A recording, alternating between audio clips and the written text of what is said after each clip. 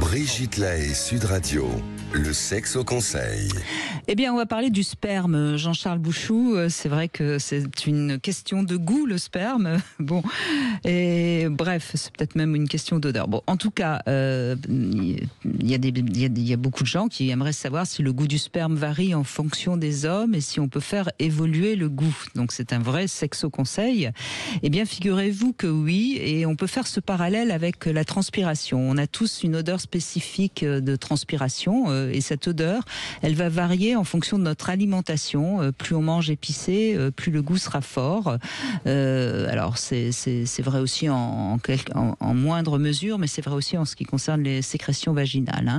Et plus vous mangez sucré, moins ce sera acide et ce sera plus épais. En revanche, l'épaisseur, ça varie aussi en fonction des éjaculations. Plus elles sont nombreuses, évidemment, plus l'éjaculat sera liquide. Bref, et quant à la puissance du jet, c'est plutôt les hommes qui y attachent de l'importance. Alors d'abord, sachez qu'une femme, elle va pas sentir la différence dans le vagin, hein. Franchement, faut pas rêver, hein.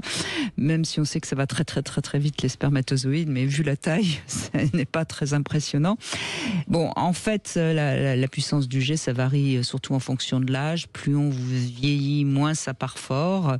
Mais si ça vous angoisse, c'est peut-être parce que vous en êtes resté au fantasme de celui qui va faire pipi le plus loin. Voilà. Oui.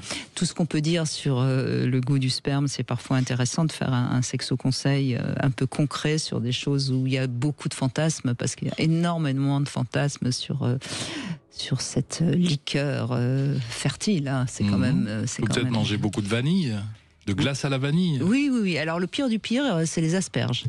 Ah bah oui. Voilà. Ça sent mauvais.